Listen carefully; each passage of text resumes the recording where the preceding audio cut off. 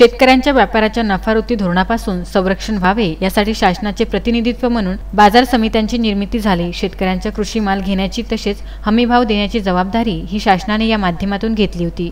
परंतु केंद्र शासनाने आणलेले सध्याचे कृषी धोरण हे शेतकऱ्यांच्या विरोधातील असून कामगार धोरणाने लहान उद्योग बंद होणार, त्यामुळे केंद्र शासनाने हे दोन्ही धोरण फसवे असल्याचे मत माजी आमदार वीरेंद्र जगताप यांनी व्यक्त केले। केंद्र शासनाच्या शेतकरी व कामगार धोरणाचा विरोध करण्यासाठी अमरावती जिल्ह्यातील धामणगाव रेल्वे तहसील कार्यालयासमोर धरणे आंदोलन करण्यात आले। केंद्र शासनाचे हे दोन्ही धोरण अन्यायकारक असून सर्वसामान्यांच्या जगण्याचा अधिकार हे कायदे काढून घेणार असल्याचा घणाघाती आरोप प्राध्यापक वीरेंद्र जगताप यांनी यावेळी केला।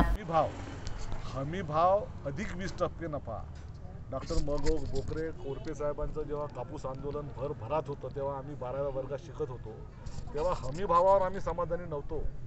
हमी भाव अधिक 20% नफा ही शेतकऱ्यांची मूळ मागणी होती। आता फक्त हमी भावापेक्षाही हजार 1,500 रुपयांनी शेतीमालाचे भाव कमी आहेत। कापूस मागच्या वर्षी 5500 रुपये क्विंटल हमी भाव होता, शेतकऱ्यांना 4042 ने विकावा लागला। सरकारला पावसाळ्यापर्यंत खरेदी करावी लागली। तूर हमी भाव 5800 रुपये असताना शेतकऱ्यांनी 4042 पासून 4500 पर्यंत विकली गरजेपोटी। अजूनही पैसे मिळाले नाही धामणगाव तालुक्यातले 110 शेतकऱ्यांचे, कारण केंद्र सरकार हमी घेते, या हमी भावाने खरेदी घ्यायची।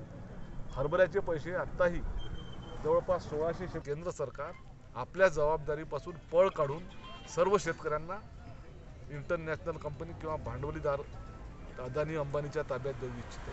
ही या कायद्यामागची खरी कोम आहे। Salman Khan, Vidarbha news, Dhamangaon railway.